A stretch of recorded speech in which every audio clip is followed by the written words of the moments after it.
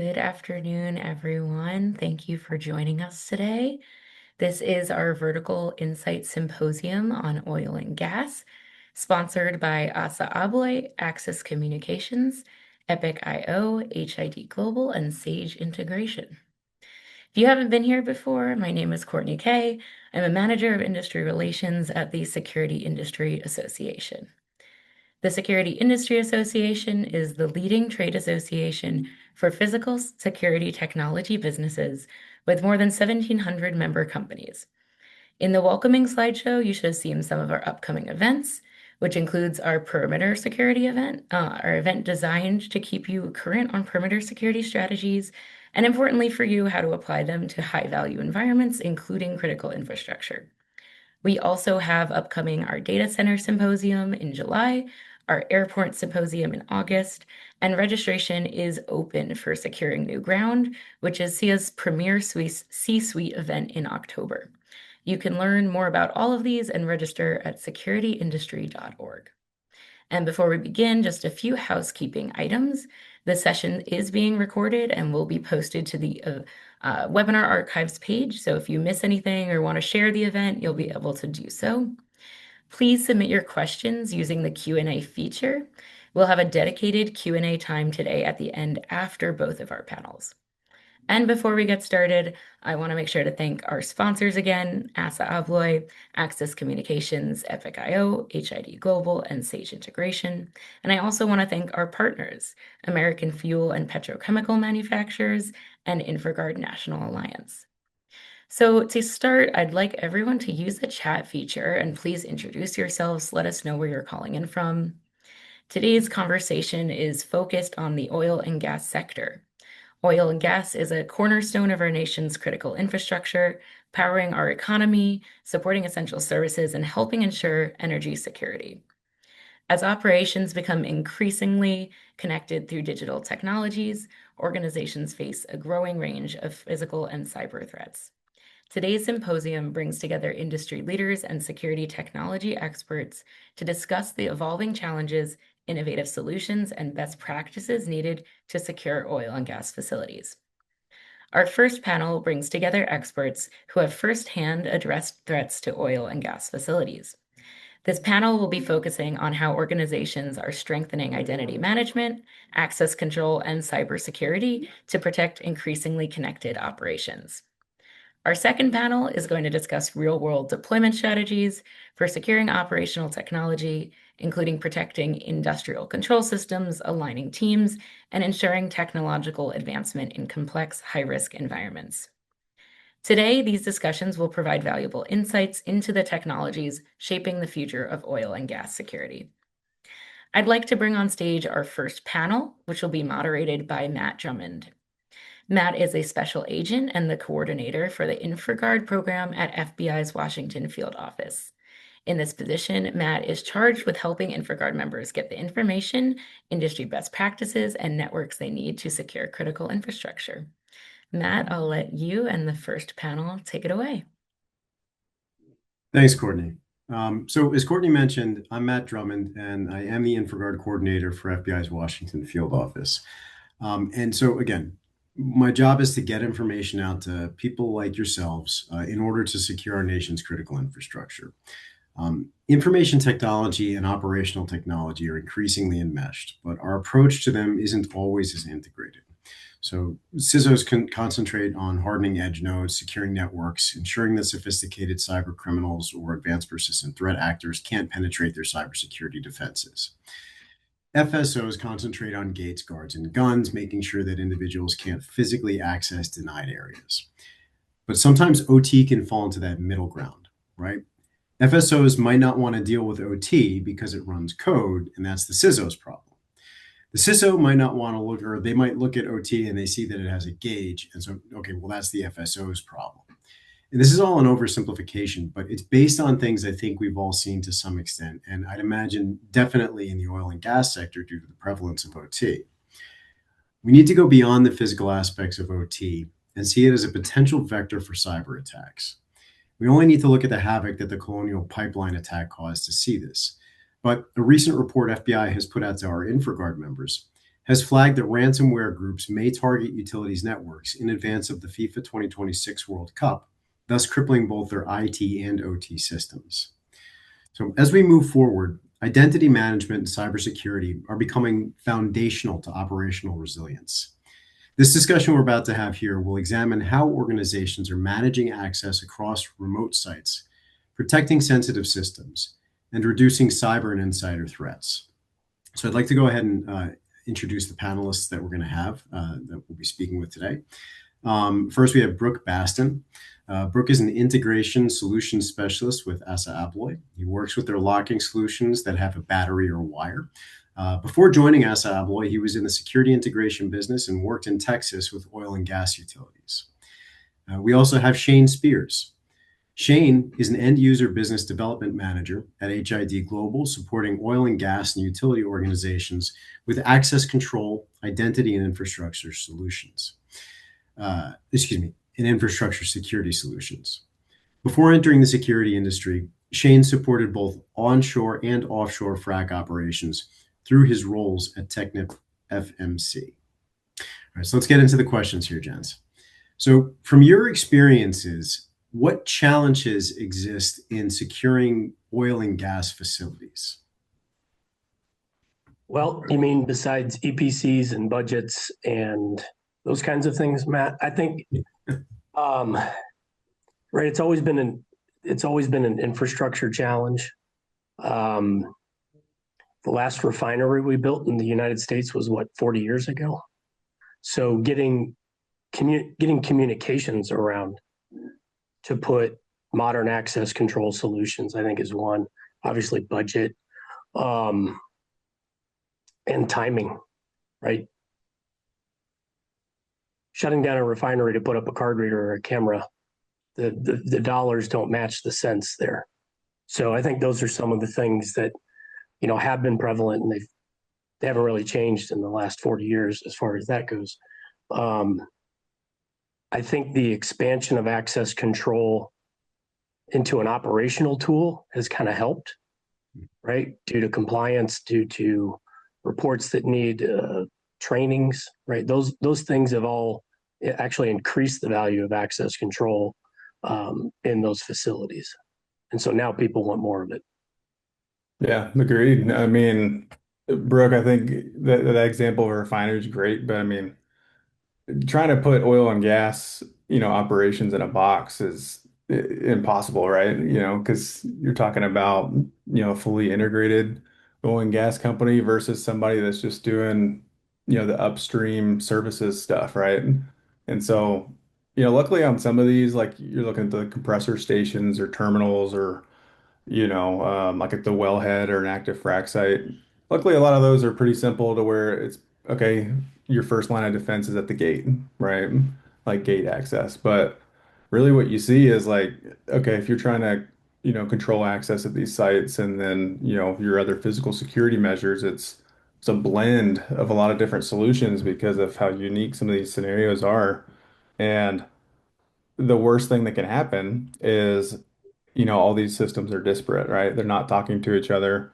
They're not, really working in a way that makes like maybe like a centrally located SOC be able to see, okay, at this site at all times, I'm having live data and I'm able to react to things in a timely manner, or prevent things or analyze things, right? So it's kind of the nature of what those operations are. And then on top of that, you have kind of just your standard, maybe corporate security directors roles and responsibilities that would come to like a corporate headquarters type facility, right? And so it's trying to evaluate where and when you can put this stuff in, make it all work together. And in that way, again, like us as consumers, we want to buy stuff that's going to last for a long time, right? And that's great, but if you got stuff out there that's 15 to 20 years old, great, you got your return on investment, but okay, you still need to reevaluate what technologies are at play. And again, like how is it, doing these new principles that you want to achieve today? I mean, it sounds like a lot of the challenges are, I mean, everything from making sure that legacy equipment is still secured and how do you replace it, the varied environments and kind of different operating conditions and the challenges are many. It sounds Right. like. And now, Brooke, you mentioned the importance of access controls. So, how are access control strategies evolving in high risk industrial environments? There's a couple things. We're in the oil and gas sector here. We've kind of secured those doors with the same strike or the same mag for the last 40 years, right? Mhm. A pneumatic strike, something that we wouldn't use in an office environment. A request to exit button that looks like it belongs on a submarine. And those have kind of stayed in play. And those questions are actually being asked right now. How can we take modern access control practices, integrated hardware, electrified hardware, and is there a way that we could do our class 1 div 2 environments in an integrated fashion versus a disparate antiquated widget fashion? The second thing that's happening, and this is actually really across all utilities, is we are getting calls to secure cabinets, enclosures, and the operational technology more than the door, right? So access control is expanding into that operational technology. And those meetings get kind of interesting, right? Because the OT people have never met the physical security people in the same room at the same time. And I think that's part of where this is really all changing and kind of the core of our conversation today, right? Is how do we, I've sat in meeting rooms with OT and physical security people, and they've worked together at the same company for maybe 12 years, right? 5 years even. They've never met. And so those are some of the things that we see changing in that high risk industrial environment is the access control is expanded from the pedestrian, right? We kind of have a little saying around the office right now, which is don't be pedestrian with your access control. Find the other things that need the same compliance measures, that need the same training measures. But access control on a forklift or a piece of equipment, yeah, we're doing more of that than doors in this sector. Yeah, for sure.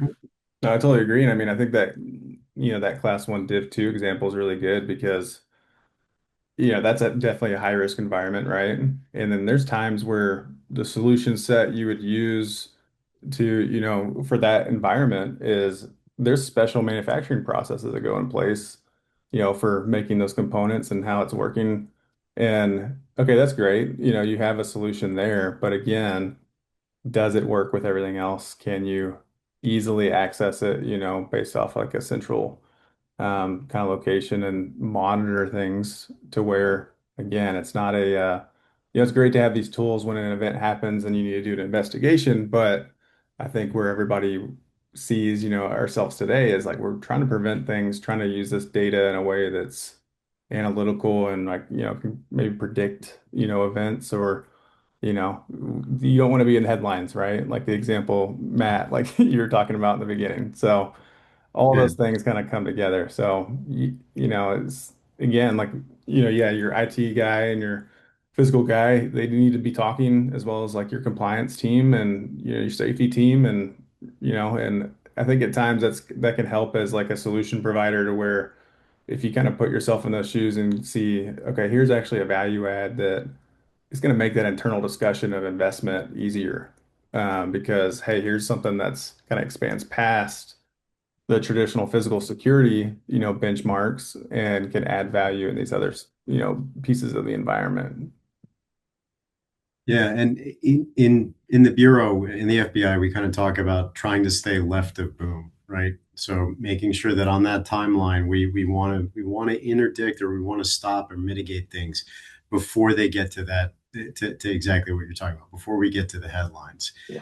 It doesn't always happen, and sometimes we have to operate in that right of boom world. But if we can, we want to do everything that we can to live in that area. And Um, Matt, that's kind of interesting. That goes back to the budget question, right? The budget always increases after the boom. right, right. But And that's the thing, is that a lot of times what we see, or what I've seen in speaking with folks in the private sector, is things have to be justified, and it's expenses need to be justified. Again, that's a part of the private sector. Is people are beholden to shareholders. We need to be able to say these are the reasons why we make these expenditures. But when it comes down to it, a catastrophic event has a loss of real dollars. And Brooke, you mentioned the idea of, if you have to shut down a refinery to swap out technology, that every minute is a dollar. It's all costing things. But an event has a dollar cost in terms of lost processing time, in terms of lost production, potentially in terms of the human cost. And then we also see reputational cost. If somebody thinks that a particular outfit has outdated means of security, that they aren't doing what they can to mitigate their vulnerabilities, I could definitely see that as costing a significant amount in the marketplace. the uh, let me think of the right way to say this, Matt. This might not be right, but the the avenues in which people can protest a company's functions has also changed the game from a physical security perspective, right? Um, it used to just be a group of people outside of that facility's gate, which was okay because you had a perimeter and you could monitor it. But your gate is now digital, um, both from just a voice perspective and obviously your network runs everywhere. So I think it's an interesting one when you sit down with a security director, is the folks that don't like what your company does. Right. What does that look like? That's And a good. that has really changed over the last 5 to 10 years, right? And we did see, even just a couple of years ago, I think a year or two ago, with nation state actors from Iran going into and defacing the web pages for corporations that they felt were acting against Iranian industry, or excuse me, interests. Now, you bring up, we're talking here about vulnerabilities and access to networks and that kind of thing. Shane, I wanted to kind of ask you, so how can organizations, or what can they do to reduce credential related vulnerabilities? Yeah, I think you can definitely look at it, okay, from the basics of, okay, what technology is being used. So again, great return on investment from this technology that, was invented 15 to 20 years ago. It's still working. Um, sometimes it's like the only route to upgrade is an event has to happen, right? And of course, like, nobody wants that, right? We want to be able to like, get these upgrades going while understanding these different operations internally to get that internal buy-in, right? So yeah, evaluate your technologies in play. I mean, for instance, procs, right? Like a technology that's been around forever. You can go to a Home Depot and just scan your badge. I mean, I think everybody's seen, you don't even have to be like plugged into the black hat, environment to see that, you can go buy like a Flipper Zero device or other items like that to just, scan a badge, right? And replay the credentials. But the other portion of that is again this convergence when you're looking at like a cybersecurity aspect of trying to emulate those things in the physical security world. So for instance, like zero trust. So that Mhm. policy is essentially never trust users. You're not automatically trusting users, devices, or connections. You're continuously then verifying and identifying them, the context of why they're accessing the site and their, authorization should they have it. And yeah, you have a badge that you can scan and get in somewhere. That's not an identity, that's a token, it's a credential. So tying, you want to verify identities and not just these ways of access that can extend even just a key, right? A key or just any form of accessing a site. That's not somebody's identity. You need to kind of have a live view of, okay, we know for sure it's this person that's there. Okay, from there, should they be there? Is this in the norm of work hours or their duties or their role as a company, right? Um, if you give a contractor a badge, okay, you've upgraded the technologies so it can't be cloned and copied. You've given them a badge 6 months ago for, preventative maintenance on a site. If that's still active 6 months later, that's another vulnerability, right? So Right. it's just it's tough. I mean, it's a lot that you have to consider because it's the solutions available, and that's, we're just talking about credentials, right? Or like access to a site. I mean, these security folks, they're having to look at, the cameras and like everything else on site. And again, all these internal buy-in and factors. So you can step it back down to, the basics of, okay, let's make sure it's a valid and current technology, right? And then from there, you can kind of delve deeper into, okay, these cybersecurity principles that's going to help you, really bridge the gap internally and to make sure that you're, kind of building something future-proof. And Shane, I like the tying, not tying, specifying kind of the difference between, you know, uh, a token and an identity, right? Like anybody can steal a key, but ensuring that it's the right person who's holding that key is the Right. important thing, right? For sure. um, and then access control too for whatever those credentials are. You know, there's it's we're talking insider threat, right? It's one of the basic things. When somebody doesn't need an access anymore, it needs to be removed. And it reminds me, in a more physical kind of, when we're talking about operational technology sense, it reminds me of, and this was years ago. There was a contract dispute between, some workers that worked in Department of Public Works and the City of Los Angeles. There were two people who were in the DPW union. They were on strike, but they retained access to their systems. They turned all the lights at two major intersections blinking red and basically completely crippled the city for 4 days with traffic. Um, they shouldn't have had access while they were on strike. They shouldn't have had access while they weren't actually working in that area. And exactly what you're talking about. Um, you know, Matt, Maintaining access past that point. Yeah. Sorry, it, Brooke, I cut you off. it's pretty funny you're telling that story. I'm actually at the ITS America, Intelligent Traffic Solutions America conference in Detroit. So Really? yeah, and we're having that conversation every day, right? And it's really interesting how similar it is, um, because the director of security for a municipality can't manage their 5,000 cabinets. Yeah. They can. They don't have a team for it, but they have the technology for it.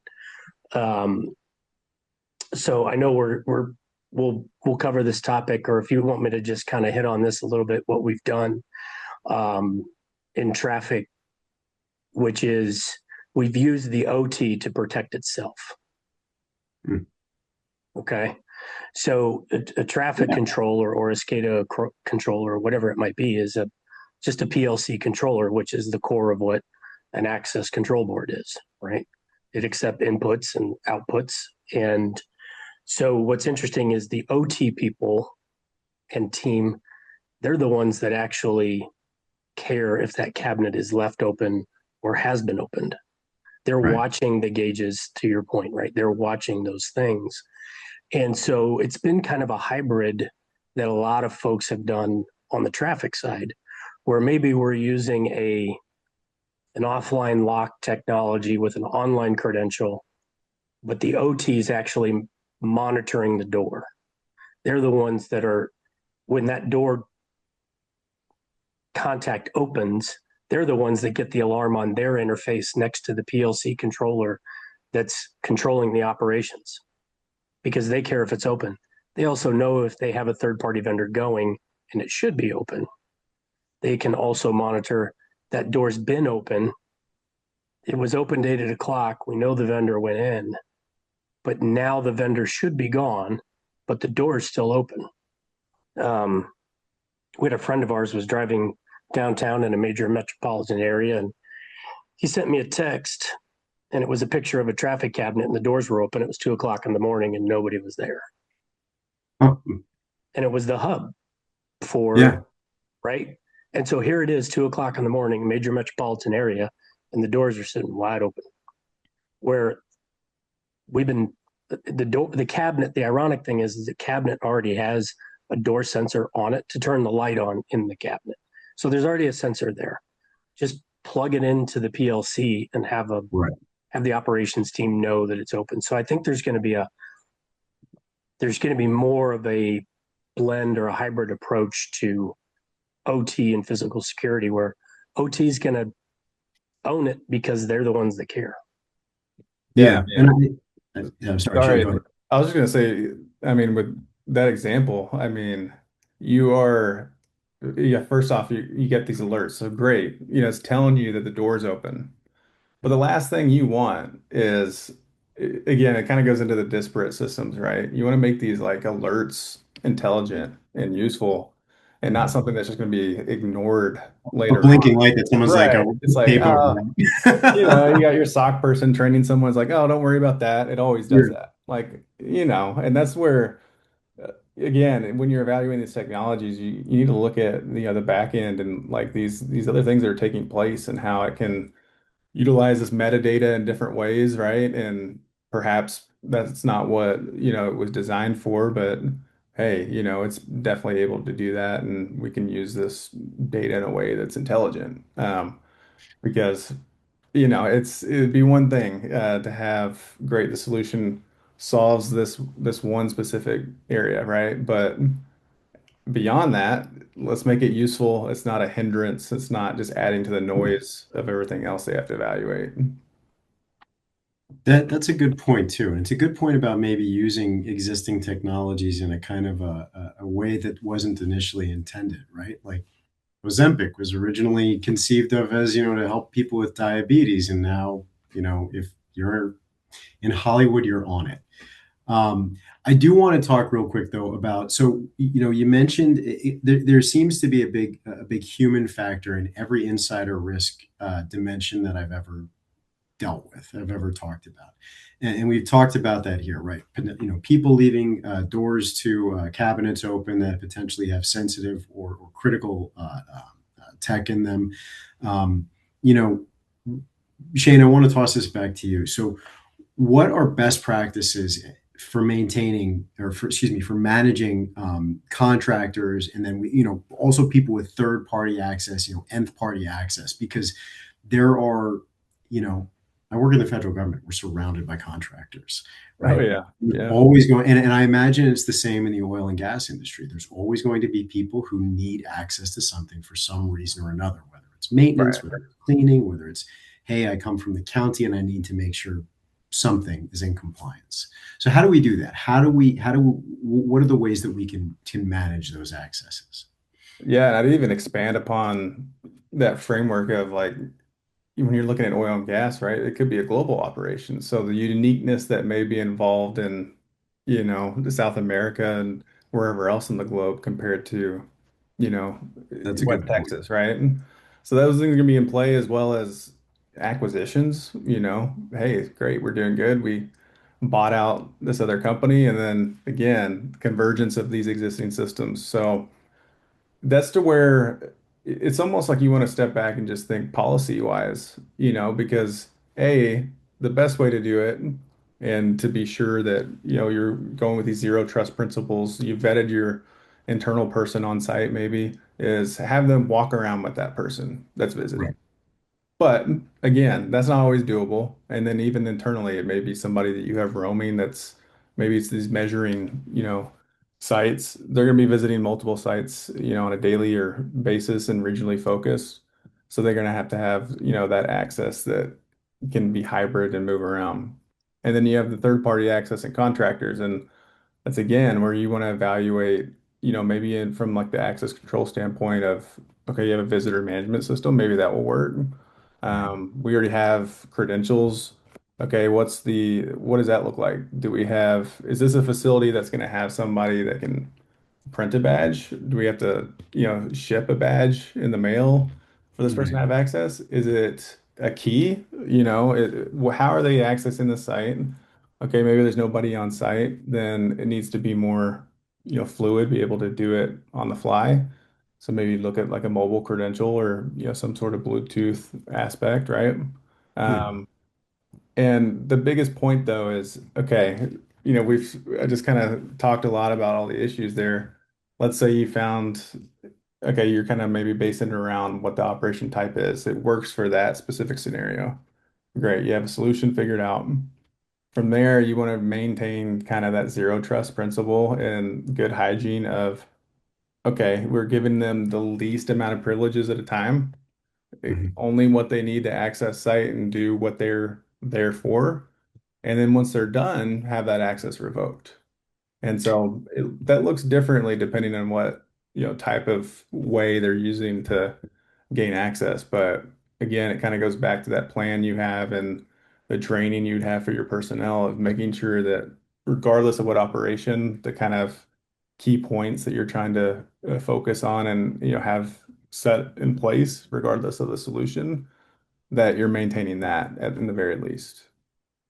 Yeah, it sounds like, I mean, the big thing here that you're discussing is that idea of zero trust. It's the idea of lowest level of access is possible for any given thing. And you brought it up, and I wasn't even considering this kind of, I don't have much of a background in oil and gas, but the remoteness of a lot of the sites, the fact that they might be completely unstaffed. So, but people will still need access to them. That does bring up a whole host of challenges. How do you get that? The proper credentials to somebody, and then will they be a physical key versus, to your point, a Bluetooth signal that they can use from some proprietary app for your company that you can push and then immediately revoke. But then does Right. that expose you to additional risks? Can they clone that app? Can they? Oof. I don't Yeah, I envy mean, you guys. that's what we have to think about because like we want to be, an advisor, right? Like, Yeah. yeah, I'm here representing this specific product set, but at the same time, I want to understand what the problem is.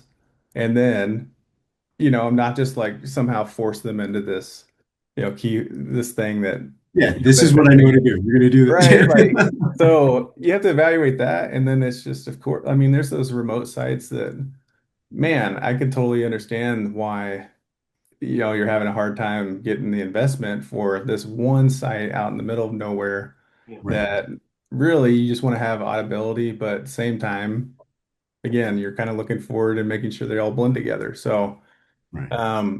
I think understanding just the operations themselves and like what the risk factors are is just, huge. And at the same time, at the very least, you want to be able to say, okay, their access was granted, but we have proof that it is no longer there. Like it's being able to be revoked.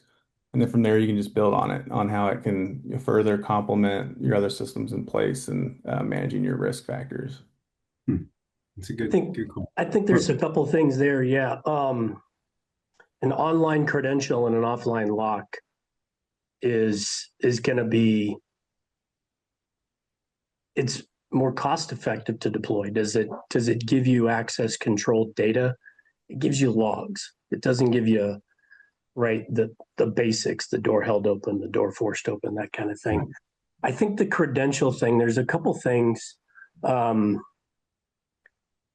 there's a lot going on with personal authentication, right? There's a lot going on in that industry and that part of our industry. I think the other thing that's kind of interesting though is as you look at the workforce that's coming into these verticals, um, they all suffer from a thing called nomophobia.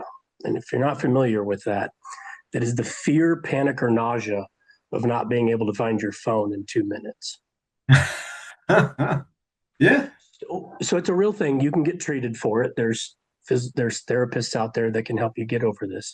But as a security risk mitigation professional, right, the folks on this call, if you're going to throw up because you can't find something, that might be how I want you getting in and out of my facility because you care about it more than a badge, no matter how encrypted or unique that badge may be. Right. If you're not going to throw up because you lose your visitor badge Yeah, I or mean, your Yeah, user experience is huge in all these Right. things too, right? You don't want it to be difficult, and be able to like be obvious how this is used. It's a new thing, my company's implementing. You want them to actually do it and not hate using it. So there's a lot of factors that kind of go into play too. Yeah. The other, That's actually a really good point for both of you. But Shane, what you just said is not hate using it, because if and we see this, there are times where I've seen, purpose-built communication methods developed within the federal government that nobody uses because they're like, "Ah, I don't know how to use this. It's for one specific thing. I had training on it 2 years ago and I don't remember." Whereas if you push MS Teams at anyone, because it's on our phones, it's similar to things that we use in our day to day. And again, this is not advocating for Microsoft in any way, shape, or form, just because that's what we happen to use. I can be comfortable using that. Whereas if there were a more difficult thing, so I see your point of using something that people value and something that they're comfortable using, you yeah, know, and the user experience too, Shane. If there's a big green button with an unlocked padlock on it that you have to push in order to get into the cabinet, I think most people are going to be able to figure that out. Right. So that's a good Yeah. call. And I mean, they the, got to be able to like feel comfortable too. I mean, in this day and yeah, age, right? Like with biometrics and, even depending on where you are, there may be different rules in place, right? Or, oh, I have my personal device, so I don't want to have, you know, this stuff And loaded on there. that ties us back to identity, right? Because when we have our personal phone, we can see the MAC address that it's coming from. There could also be some sort of requirement that when you open it, you have to take a selfie. In the same way that when the Amazon folks drop stuff off at my door, they're going to take a picture of it to send it to me as proof. Hey, this got delivered. In this yeah. case, it's selfie in front of the cabinet. Hey, I just opened it. Selfie in front of the cabinet. It's closed now, guys. Right? Right. There's, And it the kind of last, goes, sorry, Brooke, one more thing. I was gonna yeah, say, like, it ties into what we were talking about before with like that internal strife that may be present between the two departments. It's just if you're evaluating something and like you hear cloud and you hear biometrics or whatever, and you're automatically against it just because you think, oh man, now I have to go work with so and so at IT, Yeah. and there's going to be this whole thing, and the education portion is just huge, right?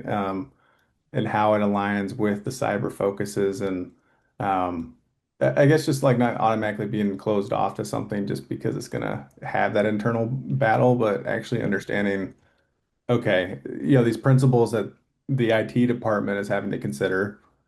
Okay, let me actually understand them and why, right? And then how, again, you make that kind of convergence happen from the conversation point, but even just from the beginning stage of evaluating, like, could this work? Because you'll be missing out on a lot of things that, again, it's going to make things more intelligent. It's going to reduce the work, and it's not going to be just another button flashing, in the background that you thought would work. and I think the last point on this topic, Matt, it would be a brass key is still a token, Yeah. right? And unfortunately, it's gotten easier to clone a brass key than anything. I've got a 3D printer at the house that Oh, does yeah. stainless steel. I mean, That's pretty cool. yeah, I mean, it's fun, right? But all I need is a little bit of reference and a Yeah. and a photograph of a key, and I can get pretty darn good with it, right? So there's some higher security key platforms out there that kind of mitigate 3D printing, but there's some things with, I'll use it as a general term, electronic keys and Mhm. cylinders, um, that actually help with resiliency and with it's it's truly a department of the redundancy department technology. Okay. So from an insider threat perspective as well, if I badge on a door, I know I'm not supposed to go in, right? I'm badging on the SOC, I'm badging on the MDF. I'm going to get that audit trail And I'm going to know that Shane's been badging on doors that he knows he's not going to get in. But if Shane got a key because he's middle management, he's somebody that needs a key, needs to be able to get into the building in an emergency, you know what else he's going to do? If he's an insider threat, he's going to stick his brass key indoors that he's going to try and compromise and get in. Well, there's no audit trail on a brass key. Right. Right. Electronic keys, I can get that audit trail. Mhm. And also for the remote sites, we have events, right? Snowmageddon in South Texas. We have 7 inches of snow in 4 days. We didn't have power, much less connectivity, much less communication, much less anything else. An intelligent key will still work. And then after the fact, I'll know who went where, So right? even so when and this is just me not being familiar. So an intelligent key, is that still a physical object? Yeah. That okay, so that and because that was one of the questions that I was thinking about too, is like, networks go down all the time, we lose power all the time. So connectivity is not a given. So how do we how do we still have that resilience, right? In our organizations? And it sounds like one thing is, hey, listen, this is going to work. And then later on, you're going to get all the logs. So if there were another Snowmageddon, you see, it might be a couple days after the fact once they're able to reestablish power, but you can see, hey, this guy went in 4 times during the time when everything was shut down because of snow. What's the deal with that? Was he supposed to be there? Right, Right. exactly. Did they say they went there, but there's no record of it? Right. It's also right. It gives you that audit trail for the sites where you can't get connectivity. So Right. it's kind of a dual threat technology. And there's plenty of it out there, and you can fit any any anybody that's ever been in a facility that you see that individual with the hula hoop of keys on their belt loop, right? And they've ripped off the belt loop on one side, so now they wear it on the other side, right? Those are the kind of things that, oh my god, you lose that key ring, that hula hoop, it's a big problem. Right. And so how do we prevent hip dysplasia, and how do we get that key ring into a more secure environment? Yeah. And how do we get that down to a single credential, Yeah. which is really what it is? It can be updated remotely. It can be audited remotely. I can audit the offline cylinder without a widget, without anything, right? There's different things that you can do. But that's really where the resiliency comes in is, is your backup auditable? Is it reliable? Can you adjust the settings on it, right? So an intelligent key can expire. Well, if I know I have a natural disaster coming, I'm going to go from 24 hours to 14 days before that natural disaster, get everybody to update, get a little extra time to get through this disaster. Everybody's Yeah. key is going to work for the next 14 days. When connectivity, comms come back up, even power. Okay. When you can, everybody updates your key. We need to figure out what sites have actually been touched, right? So a lot of different things from that perspective, from a resiliency. We have some customers that, let's say they've got 3,000 access control doors that are Yeah. live, hardwired, traditional method. They have 30,000 offline locks, which is,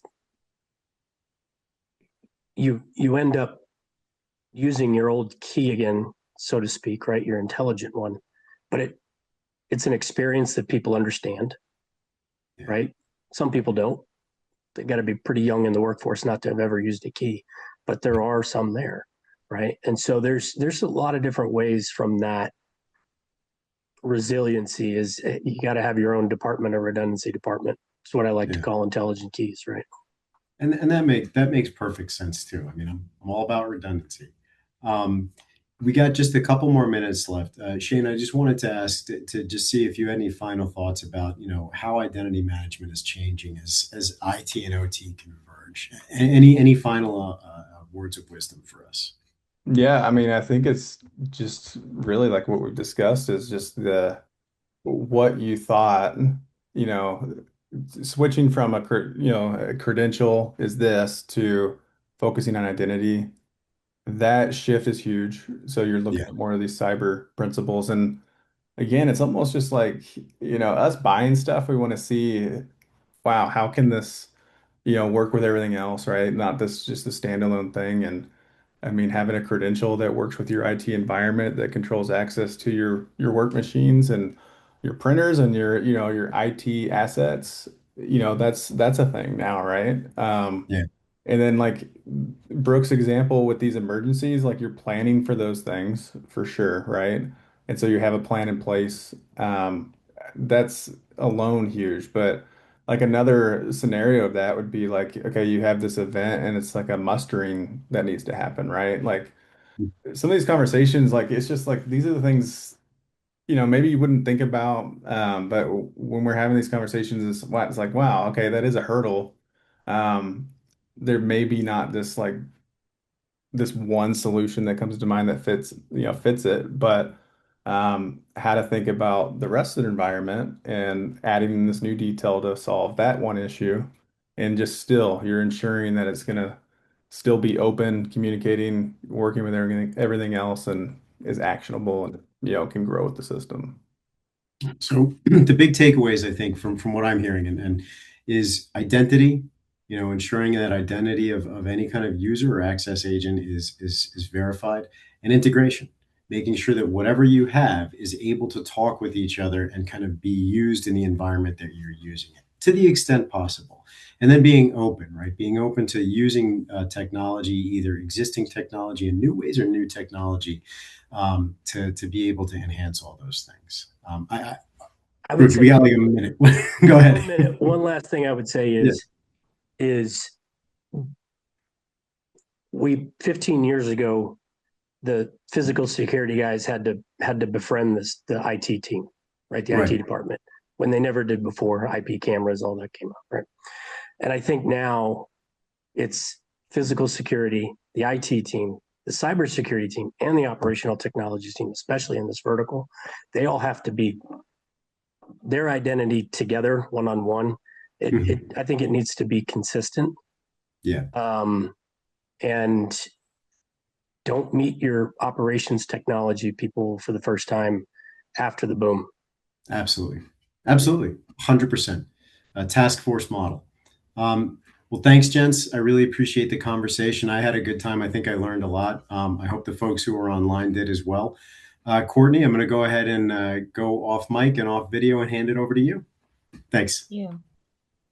Thanks, guys. And then thanks, Brooke, for really tying that up at the end, which moves really well into our next panel.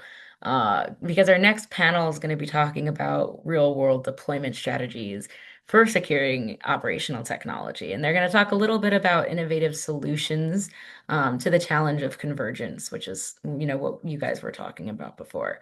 I want to remind everyone to please put your questions into the Q&A panel. So we're going to have one more panel, and then we're going to do a full Q&A session at the end with all of our speakers.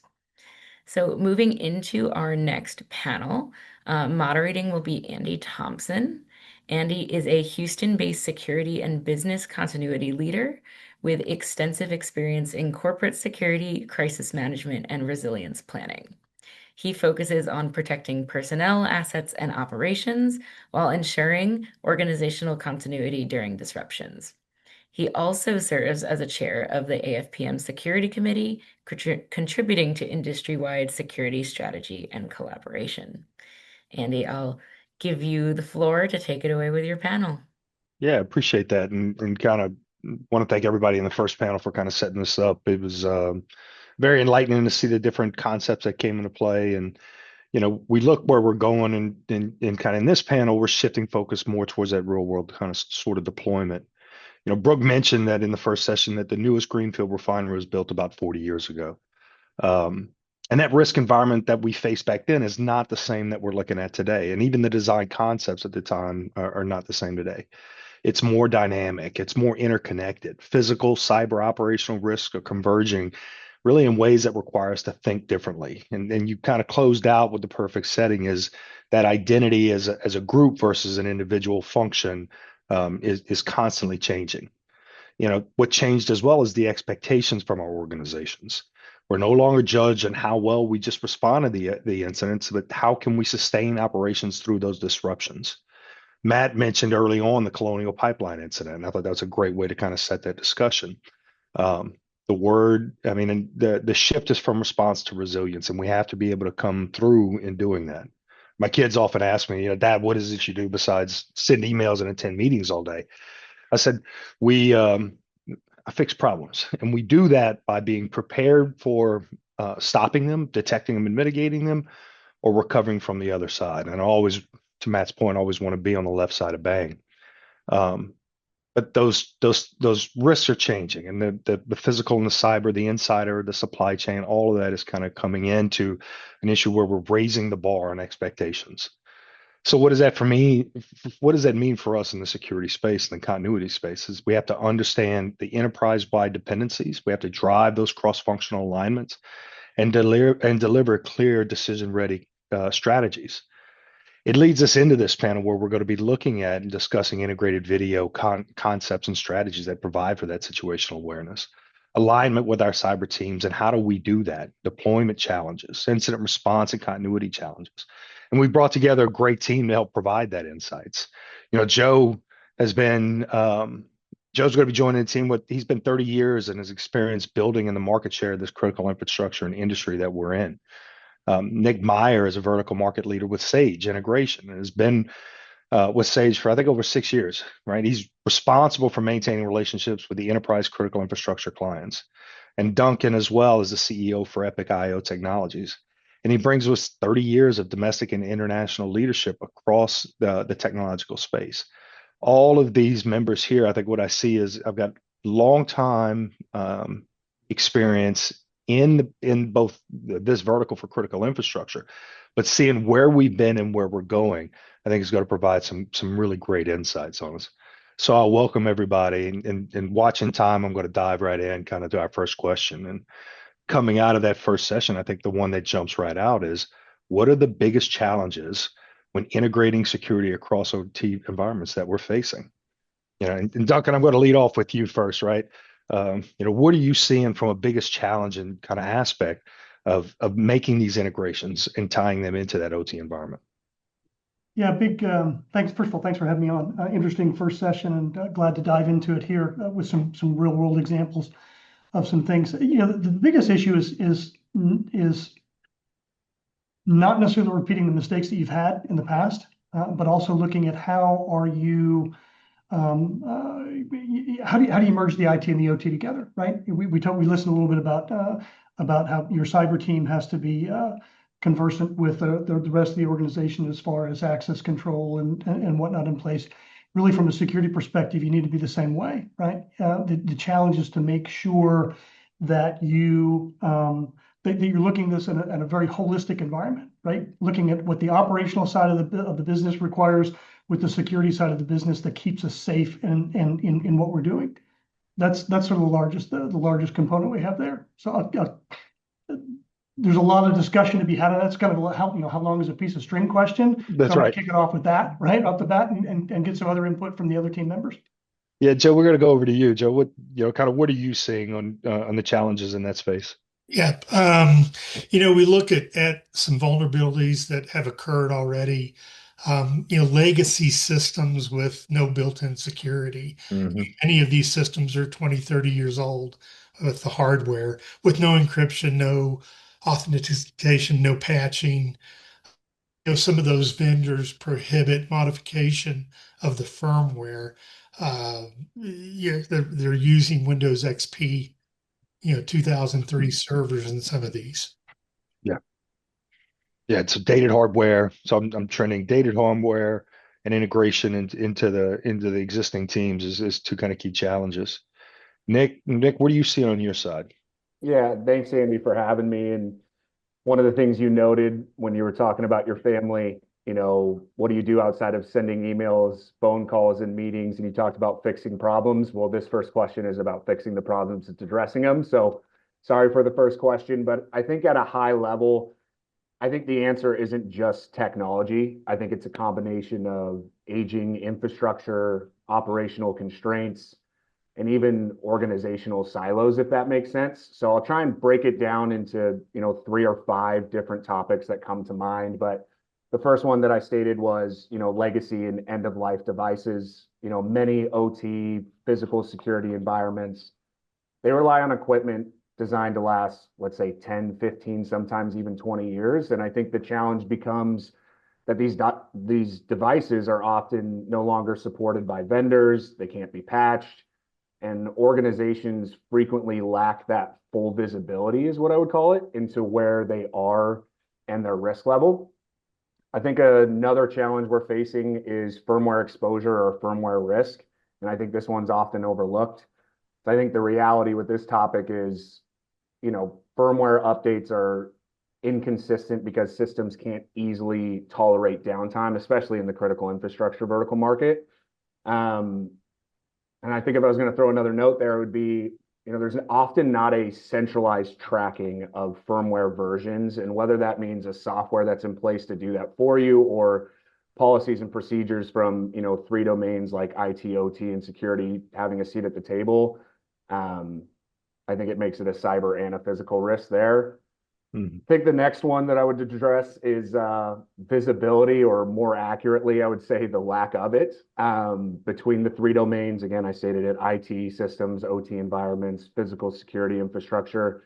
And in my opinion, and I'm hoping that from the security integration space, the manufacturing space, just the leaders that are in this industry, I hope we can make this better. But I think currently where we stand today, I don't think it's as well integrated as we want it to be. I think we're still progressing in that direction. But I think the bottom line there is you can't secure what you can't see, right? So I think the lack of visibility can directly impact, things like risk management and even audit readiness. I think another major challenge would be operational constraints and downtime. So I think, unlike IT environments, OT systems, in my opinion, are designed to prioritize uptime above all things else. And so what that means for me in our space is, patching is delayed or skipped entirely, hopefully not. Devices stay in service long after they should be replaced. And then in our space, security controls often they're limited to avoid disruptions, if that makes Yeah. sense. So I think there's, Yeah. and you can jump in, Andy, but I just add one little note to that. I think there's just a constant tension between improving security and maintaining operations. And I'll just repeat the same line probably throughout this entire time is, downtime is just simply not an option in critical infrastructure from what I've seen. No, it's not. I think Matt said it earlier, was something like every minute's $1. I think he's underselling that in critical infrastructure. It's worth well more than $1. Oh yeah. Kind of goes back to Yeah. Brooks' comment that he had early on, right? Dropping down a refinery to add an access control point really doesn't, from a financial perspective, doesn't make a great deal of sense. And you're going to fight that battle every time. No, yeah, I think you're exactly right. Duncan, keep going on that thought. I mean, talking about deployment strategies coming out, and Nick, really, I appreciate you setting the stage for this. Looking at those deployment strategies, where have you seen it as the most effective for maintaining that reliable security that provide for situational awareness, but doesn't bring down a refinery to add a door? Yeah, a couple of good points there, and this is a detailed topic.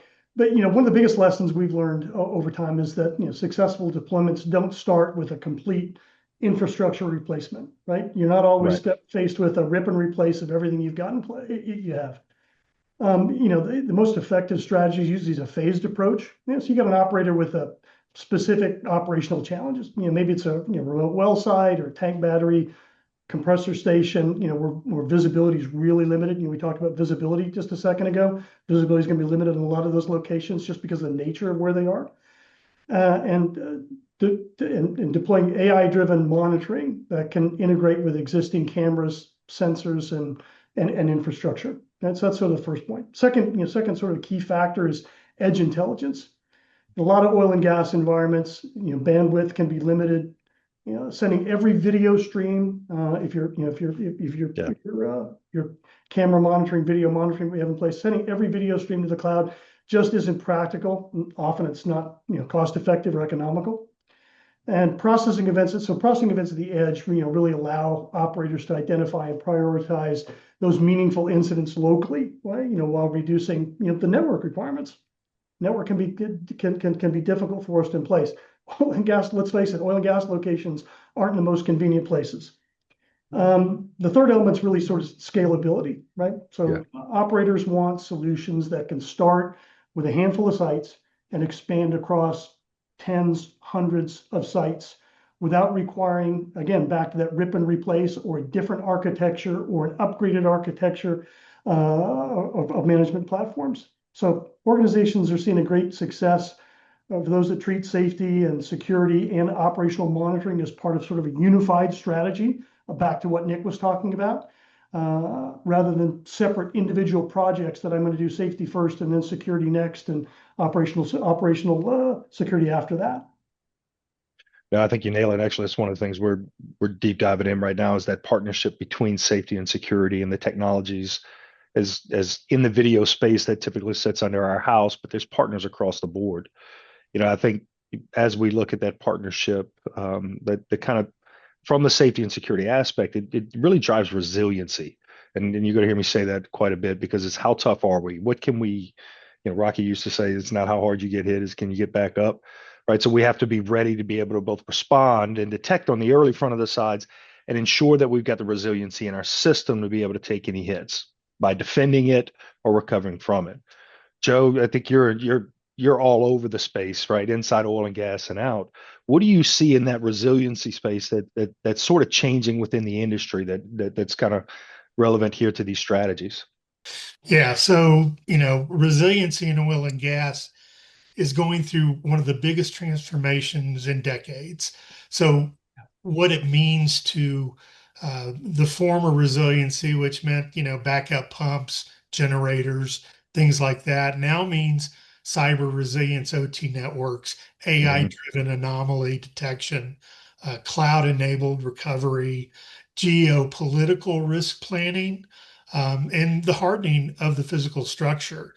So you take a look at what resiliency means, and you just said it, taking a hit and be able to come back. So I think the definition is to be elastic, right? So that whole mentality of prevent something from happening is still there, but if something happens, they want the ability to bounce back quickly, and they're looking for solutions and technology that will help them do that. So, you look at today in regards to the backup pumps and redundant pipelines, spare compressors, fail-safe values. These were all older type resiliencies. Now it involves zero trust networks. A big one is network segmentation, right? So if there is a problem, it can be controlled within that segment. Immutable backups on SCADA is very important too. So nobody can penetrate the SCADA system and manipulate it. So yeah, these are some of the biggest threats from a cyber standpoint. Then you have the element of weather and wildfires and hurricanes and flooding and extreme heat. And I think it was mentioned, the big freeze down in Texas a few years ago taught a lot of lessons. So how do you build resiliency from that not happening again? And some of the things that we're doing and seeing is distributed control architecture. So facilities can operate independently. You're looking now at the implementation of microgrids and backup power to keep operations running, not a holistic grid that could go down and affect everyone, but redundant type systems. You've seen battery technology just advance incredibly with batteries and the ability to store energy to keep your operations running. Remote operation centers that allow team members to be able to communicate back and forth and not relying on one big center, again, speaks to that segment that is beneficial in controlling events like this. And then, AI-based weather prediction, we're seeing that every day. just in Yeah. our lives, better forecasting, that can, yeah, give notification of hail events or big wind events for, say, a solar farm and the like. They can get heads up and prepare for that a little bit earlier. The geopolitical risk is is affecting us now. I mean, we see it, what's happening in Iran, right, with the closing of the strait and the choking of oil exports. So your energy supply is becoming more and more considered from a geo-reference standpoint. Where in the world are problems that could affect the distribution of energy that affects everything we do? LNG exports are coming into play more as we export more LNG. Foreign cyber threats are huge. The Iranians have done a good job, if you want to say that, in penetrating some of those areas and manipulating. So you look at the supply chain, and oil and gas is a big component of the supply chain, but you've got chips that operate machinery within oil and gas, and the diversification, the needed diversification of supply chain, I think, is becoming more relevant and implemented more with companies. I know that our company I work for has spent a lot of time and energy uh, looking at resiliency from our supply chain. So, some of the things that we've put in place right now is ransomware resilience is now mandatory, which is huge, right? So it's a mandatory um, implementation. Ransomware is the number one threat to OT environments. You know, they're doing now rapid isolation playbooks and OT specific incident responses. So, in as much as we're putting this in place, we're learning how to cope with these problems that have been successful and that we determine could affect. Probably the biggest thing I see from my industry is AI predictive maintenance, and replacing reactive models. So uh, AI, as we know, has just skyrocketed. And as it applies to imaging and image analysis, which is our game, it affects the ability now to understand imaging not really from a cluster of pixels, but being able to look at individual pixels, right? And the ability to extract that metadata at the pixel level gives AI the ability to look at contours and shapes and sizes within the pixel that they can conclude that, hey, maybe something's wrong, something's not right here. So at a very, very early stage, we're seeing that in the medical industry right now, being used to predict tumors and so forth really early. And that's migrating over to the oil and gas in operations and trend analysis. No, I tell you what, you fascinated on the AI predictive maintenance element. I was just writing it down, thinking about where I can use that on my own systems. And tell me, Joe, do you know if that extends out on the access control side as well? It is. So we're getting into, behavioral analytics, which is huge. And again, all this is being implemented and developed to get that pre-predictive stance. So in access control, if you have somebody walking up and you know what, from the norm, they're not walking quite right, or they're stopping and looking, or you zoom in on the facial details and see the eyes moving a certain direction. These are all pre-indicators that, hey, something might not be right here. Therefore, we put other sensors, maybe a pan and tilt, to look at that individual better and clearer, and start putting, resilience up, maybe an additional uh, requirement to enter a door or enter an area. And this is all done through, the analytics and the AI association through generative, through what they Yeah. see. Yeah, I think that's fascinating, right? If you can let me know before my cameras and equipment fail that it's going to fail, that's definitely helpful. And you let me know the insider threat before it evolves is helpful. That takes it doubles my staff without actually adding headcount. So I think that's one of the key things too is headcount. What resources we have as we're continually budget constrained. You know, yeah, I'm going to pivot off of this, and you're just setting up Joe for kind of my question to Nick, as I'm thinking about what Nick kind of led off with. Visibility into the risk that we have ahead of us. He talked firmware control and a bunch of really great insights, but the risk view that Nick was mentioning kind of early on, I think this truly supports. So Nick, I'm going to kind of pivot to you as we look at what Joe was talking about in these concepts of both the AI resources and the integrations and how we structure ourselves for resiliency in the real world utility and energy deployments, kind of what lessons learned and what lessons have emerged from those deployments and strategies that you've seen. Yeah, I think I'll share two different examples. The first example deals with a large North American electric utility company.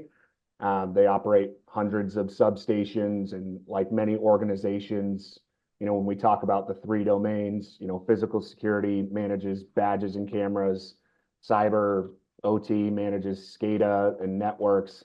And there just really wasn't an integration between, or a collaboration, better yet, Yeah, between all parties.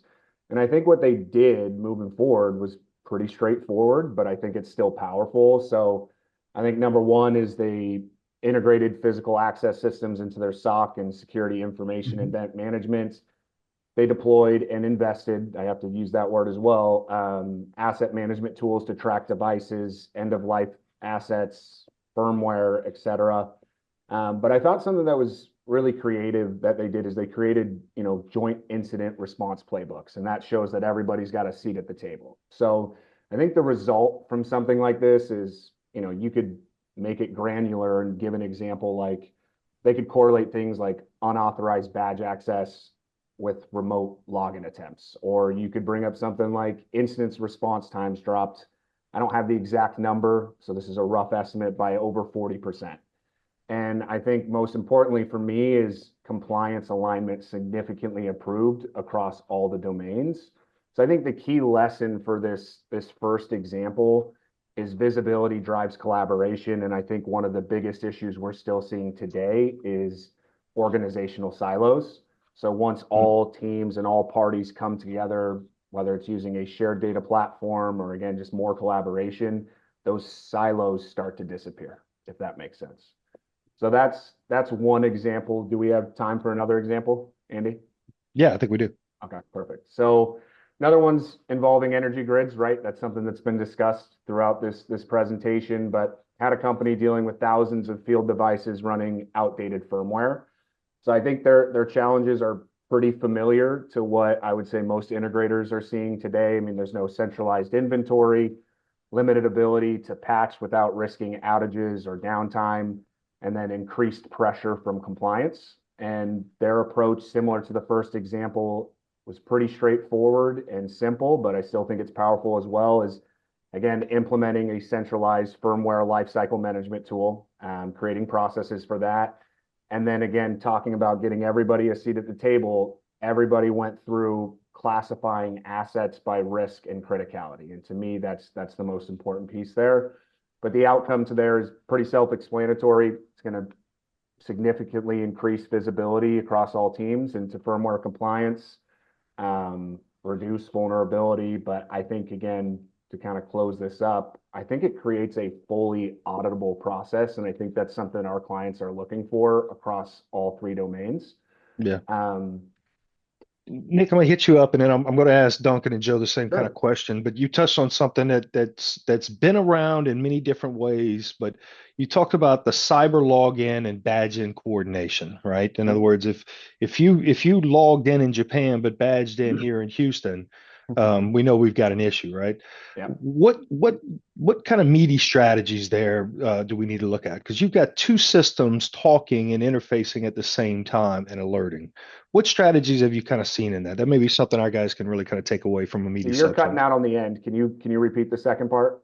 Yeah, I mean, kind of the meaty strategies that come into that when you got two systems that don't necessarily talk or sit together, to get those to talk and to get those to respond. Like, what give a few tips on that strategy there, and I'm gonna ask So Duncan you're and Joe talking the about same. like disparate systems. So they're using, I'm going to use one video management system, one access control system, No, another yeah, I access think you had control mentioned system. the concept of coordination between somebody physically logging in or badging into a location, and then digitally logging in so that Yeah, so we know if they're in there's the same actually a space. software, and I know we're trying to stay agnostic, but Yep. this was a software implementation that directly created this resolution for the, can't say the client, but the large Sure, North sure. American Yeah. electrical utility. But it was really pushed by physical security and then Hmm. incorporated by cybersecurity. And then obviously OT got brought in involved. But this was something that, I think John Nemirovsky, our COO, would be able to state better on this and has been dealing with this for the last 30 years when we've managed this client, but it was directly resolved through a software that they implemented. Perfect. Joe, Duncan, where have you seen where that technology, once you get it in play, what does that alert to? Does that alert to the physical side? Does it alert to the cyber side? And how do we tear down those walls? Because who needs to know first?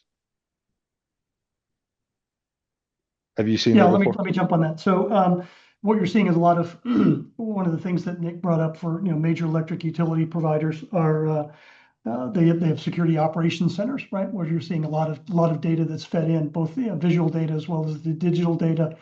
And while we have software components that are addressing these and are being able to identify through AI or just through complex algorithms, you're seeing that these are being populated into these security operations centers, these SOCs, for those SOCs for a unified command to be able to sit back and say this is representing a risk for us that is otherwise unseen. You've got these teams that are monitoring where devices are, looking for those anomalies in geographic instances, right? You brought up the case of logging in Japan, but being physically in South Texas by way of example, right? The SOCs are utilizing this level of software, this level of integration, and cross-functional teams to be able to identify these issues early and react quickly and as necessary, and then dispatching the communications back and forth. That's what we're seeing.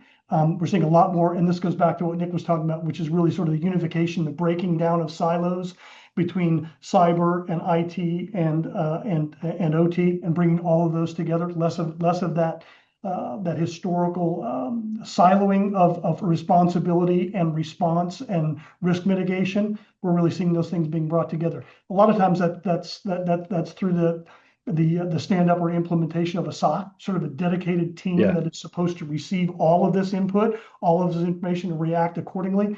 That's a great location for all of these various systems to come together and work cohesively.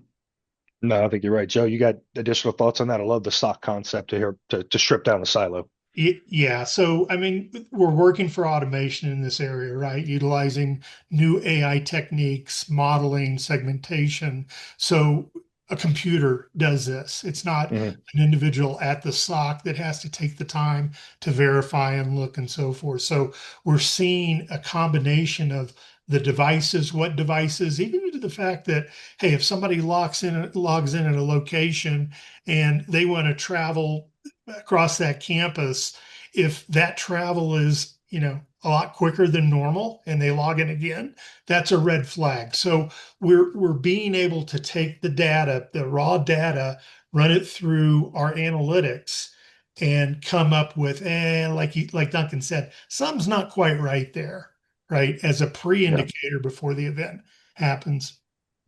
Yeah, I think that's putting us right down the path. And um, you kind of mentioned a little bit earlier on the AI predictive maintenance, but where does AI in the general sense doing that? Whether it is in a SOC from the computer doing it versus the person doing it, I think that all falls into that.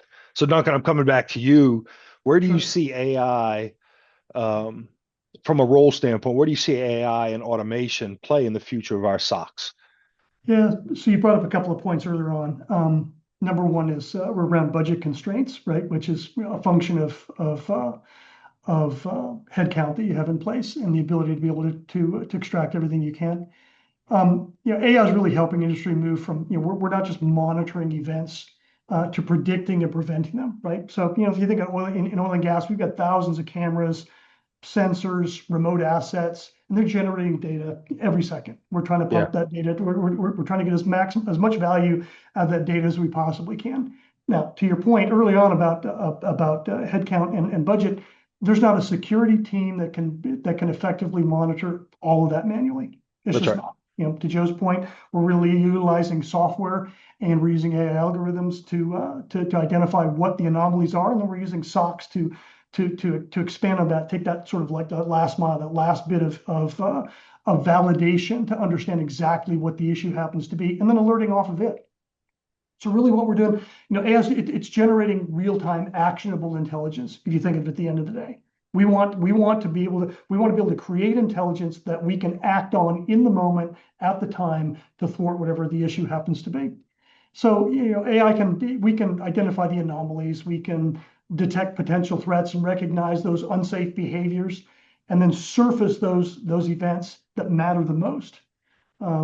Automation, then enables a faster response and trigger events, trigger alerts, events, whatever, and workflows that escalate procedures in real time. Again, this functionality of real time actionable intelligence. So, really what excites me the most about the convergence of, security and safety and operations, kind of like what Nick was just talking to earlier.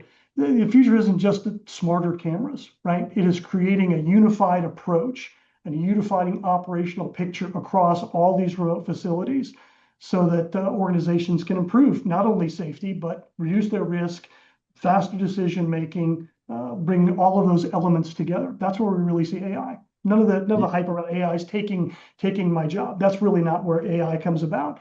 AI is making us more accurate, more reliable, and more timely in reality. You've touched twice now on the little spot in my heart for emergency response, but it talks about unified command, and then you've talked about common operating picture, right? All of that factors in on the resilience and security side of how do we operate? How do we operate with information? And I think you really kind of set the stage kind of for the next question that's coming over to Joe, but implementation of behavioral analytics within AI. That's impacted our ability to detect anomalies. So to what Duncan's talking about from that strategy standpoint.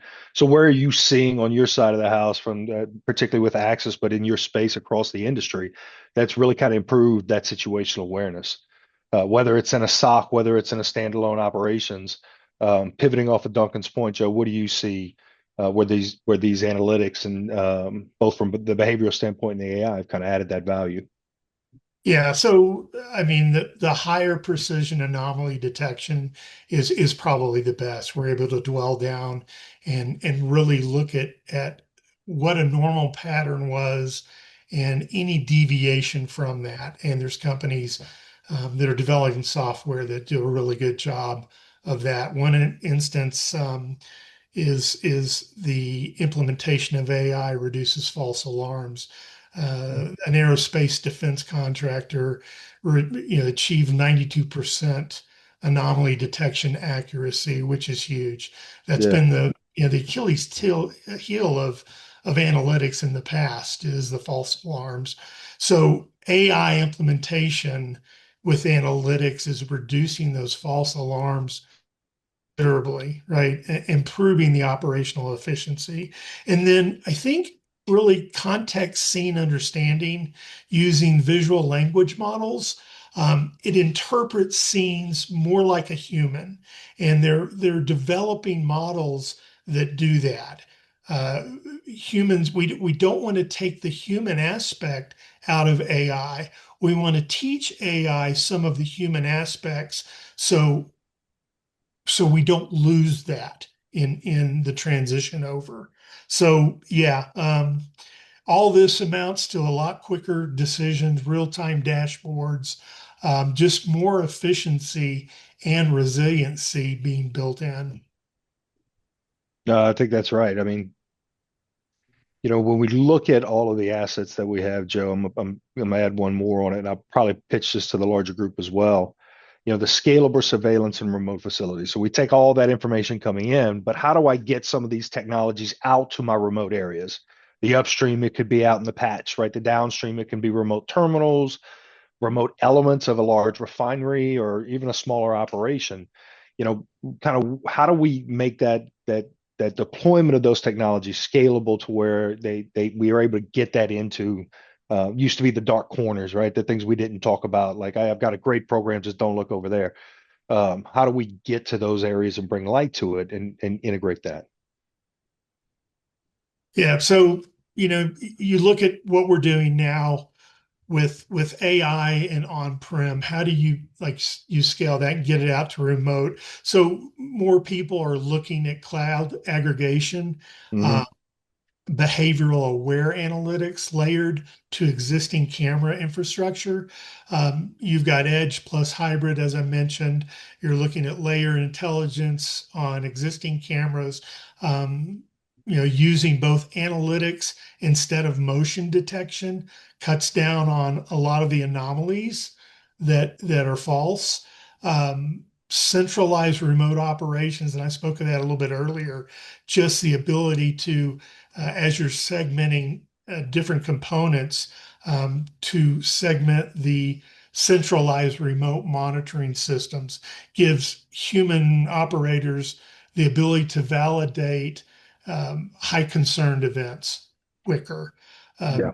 Data fusion for remote situational awareness is also a technique that's being implemented, combining, video, access control, IoT sensors, and environmental detail into one to paint that picture more holistic, to give either the AI or the operator a fuller understanding of what's happening. No, I think those are great ideas. Nick, I'm gonna come to you on that same question. And Sure. when we look at those remote areas, of course, scalable surveillance where power and internet are limited. Building on Joe's thoughts, what have you seen from a strategy standpoint? Yeah, I mean, he talked about centralized monitoring platforms. I'm going to go to the telecom space, not the oil and gas space, but it is similar in terms of remote areas, and Yeah. it's really specific. I mean, again, we're at some of these cell sites. I mean, they're using anything from solar powered cameras to cellular connectivity devices. But there's a multitude of different ways for remote areas, if I'm hearing your question correctly, on how we're pulling that back, to the GSOC and allowing the operators to maintain that security visibility to a remote area. Yeah. How do they partition that? Now, I love your reference to telecoms and how it Yeah. ties back to us, remote areas and plentiful of them. How does that stream feed back and to where it's manageable? Is it an alarm? Is your methodology looking at an alarm kind of risk priority? Is it strictly AI based from a learning standpoint? What have you guys done historically? It's a kind of a three factor right there, right? So you have AI, you have human detection, right? So they're also paying for remote monitoring services on top of that. Um, yeah, for this specific example, it's multiple use cases there. No, that's great. Duncan, how have you seen that in building those? Your multiple use case that Nick mentions is I think Sure. spot on. Yeah, from a remote perspective, you really can't rule out edge, edge applications, right? Not only are you brought up the issue about where you have lack of network, you have lack of power, edge computing, computing really at the edge and identifying, being able to run AI as well as, additional software algorithms provides you a couple of benefits, right? So number one, you've got the distributed architecture. So if you've lost connectivity, sent from a centralized command post to one or more of your locations for whatever reason. Maybe you've got cell issues, you've got solar flares, whatever the issue happens to be, right? By that distributed functionality allows those individual remote locations to continue to function. All that command and control is at the edge. And so your access control, your video integration, your all of the issues that you would have with all of those sensors on a remotely distributed basis still function. Yeah. Your operations are still ongoing, even if you've lost your connectivity to view that from afar. Okay, so you have that in place. That's that's the cellular connectivity in and of itself. Think of it like an exception monitoring, right? So not every, I mentioned earlier on, it may not necessarily be cost effective to move every last 0 and 1 that you've collected on a field back to a central repository, to a central database. It's just not. So you really have to utilize edge computing, AI, couple that with AI, couple that with intelligence that is distributed, such that you're generating the concerns and you're broadcasting those concerns that require interaction, that require some level of action remotely to mitigate. So we see a lot of issues there where we've got very distributed architecture, but back to a centralized communications point without necessarily being tied to a specific wire that's connected from point A to point B. No, but I think that's exactly right. Right. It's in lots going to be dependent on what your architecture, the existing architecture looks like and where your Sure. capabilities are for where you come in. Um, this is one I think we can go have a beer and just keep diving into. Um, as we come up, I think I've got, just a few minutes left, but I'm going to open this one up to the panel too. Um, we've only got a few minutes, and each of us have talked in so many different things, right? We've talked a little bit about, I love your concepts on tearing down the socks in a skiff, concepts on AI predictive maintenance. I think Nick set the tone really, really kind of early on, talking about the visibility into our risk profile. So with a few minutes left, I'm going to ask you kind of one off the cuff is, what do we need to know? Give me your top tip in designing your strategy in just a few words as we come in. I'm gonna ask each of you. And Nick, I'm gonna lead off with you just because you're on the top right of my screen. What do we want to leave these guys with given all that we've talked about today is the must go and do for them? Yeah, I mean, to me, this is my personal opinion, right? Something near and dear to my heart. It's the collaboration between the three domains. And if we can get just a unified team and approach on how we're going to move forward, I think that's the most important piece to me. I think, sometimes on the integration side or the manufacturing side, the goal is, okay, hey, we want to do what's best for them, but how do we get this thing pushed forward? I think some of what I've heard in our industry that causes that delay, and I do blame our side of the industry, is it can delay the future outcome from happening quickly, right? But if you get everybody involved, I do think it just smoothens up the process. There's just a lot of great things that happen with it. So I think it just comes back to, kind of my first point of just if we can break those organizational silos and get everybody a seat at the table, I think that'll make us a much better industry as a whole. No, I think you kind of said it there. Duncan, I'm gonna come to you. What's your takeaway? Without repeating what Nick's already had, which I fully agree with, you have to be when you're considering your security elements in a remote basis, which is effectively what we have in oil and gas. Everything's effectively remote in what we're doing. You got to be fit for purpose, right? And this kind of goes back to what Shane was talking about or one of the topics that Shane brought up in the earlier conversation was the remoteness of these operations. And you got to be fit for purpose. I mean, we're operating at extreme temperatures. We've got dust, we got vibration, we got moisture, we've got snowmageddon, you name it, right? And all of that's going to impact your performance. So you got to make sure that your operators truly need solutions that are built for true continuous operations in real world field conditions. No one wants to have to Shane's point, credentialing is an issue to get you into a particular location. Imagine now that you've got a location that's really far afield, it's taking you 2 or 3 hours to get to, and then you get all the way out there for one reason or another, and you find that your credentialing doesn't work. So it's the same issue as if you are unable to visualize that location from afar. It's just as bad if you get at that location, you can't credential your way in because it's so bad. So you really have to fit for purpose what the security solution needs to be, right? In dovetailing on taking more of a specific approach and answer to what Nick started with, which is the combination of all three and the de-siloing of those. But if you're looking at what really moves the needle is making sure that you're fit for purpose. Yeah, I think you both tie in so well, right? So your stakeholder buy-in or that collaboration identifies the scope, and the scope has to be fit for purpose. So you've got circular on that element of ensuring that all stakeholders have an understanding of what that is. Right. Joe, I'm going to bring it to you to bring us home. Yeah. What are you So, seeing on your side? yeah, two great examples here.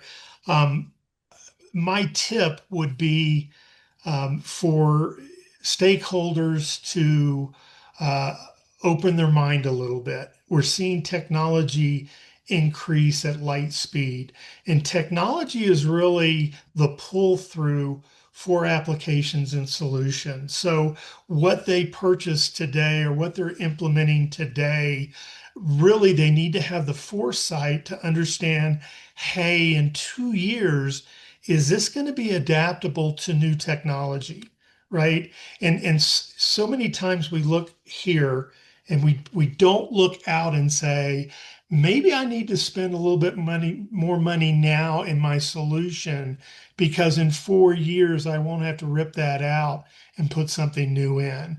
And there's people out there that can explain that pathway, can explain the vision to these folks, and they can make the decision whether to invest in the future now.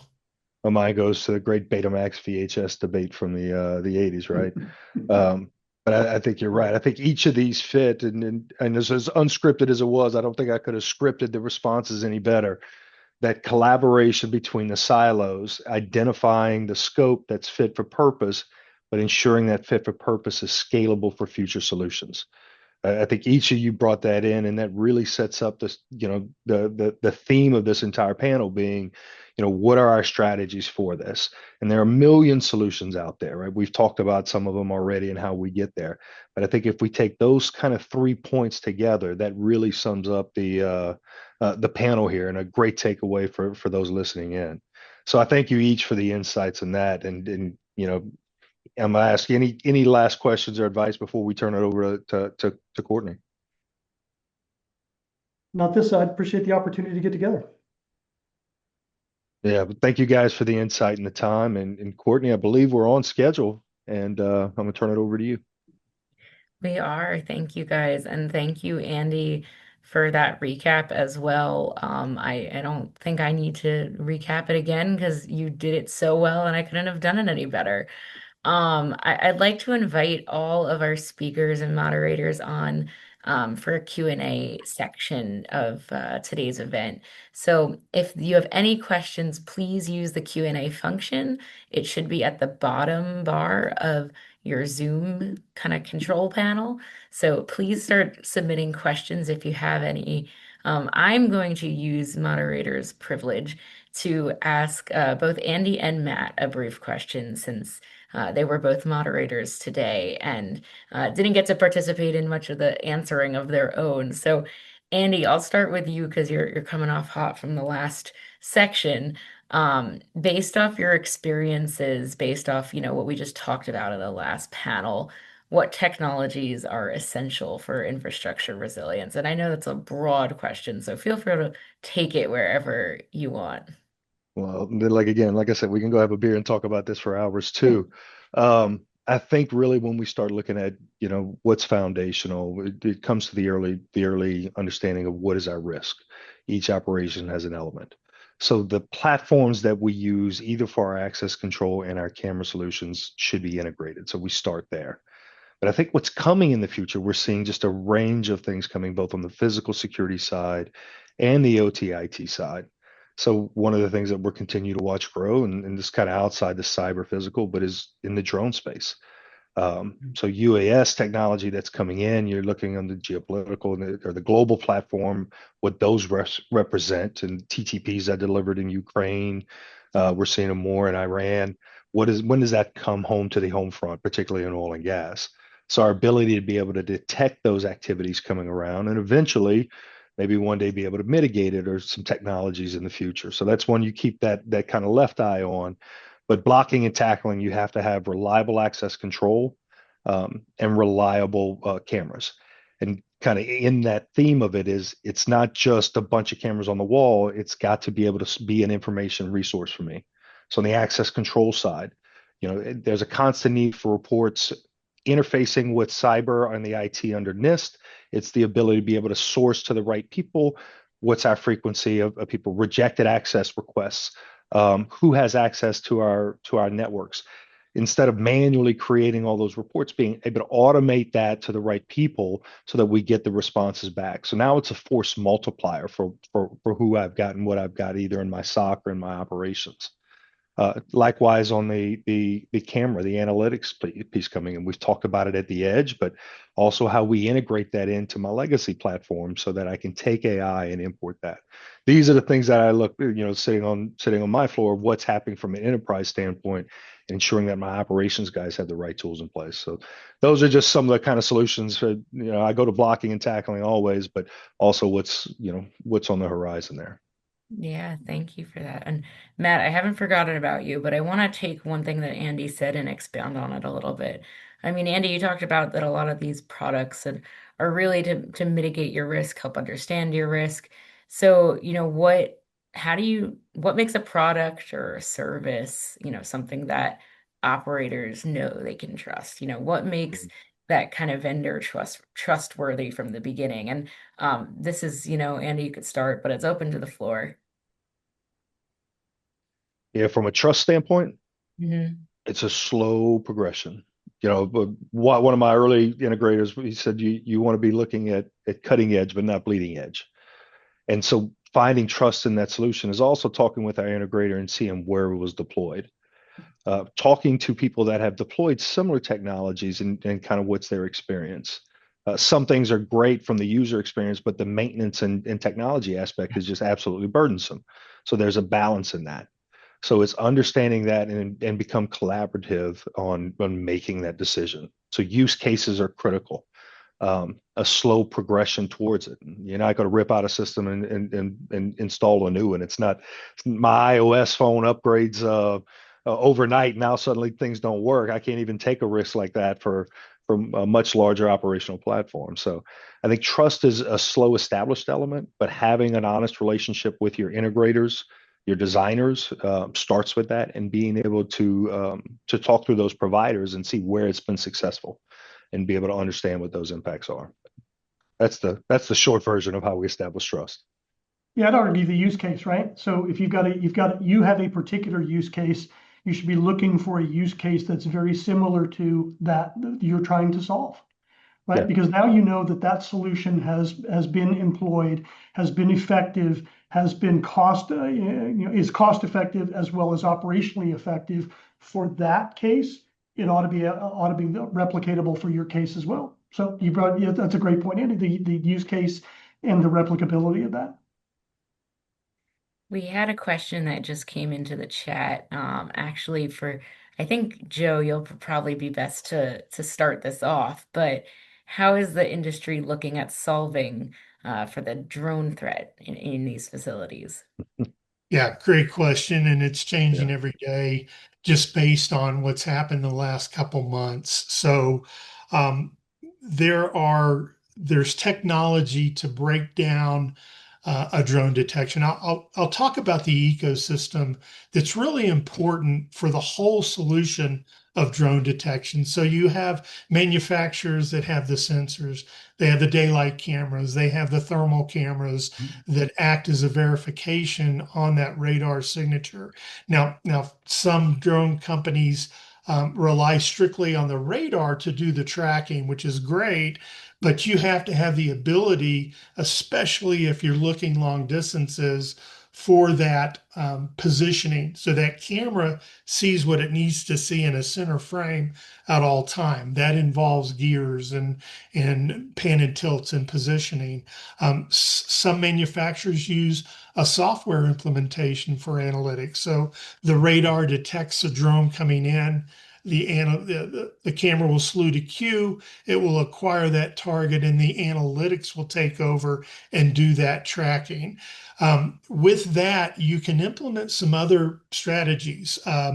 there's the ability to look at the drone and the propeller array, right, to determine the size, the load capacity, things like that that really elevate the risk assessment. So if you've got a drone that's coming into airspace that is large and can carry a 10-pound payload, that could do considerable damage if they drop an ordnance on a facility.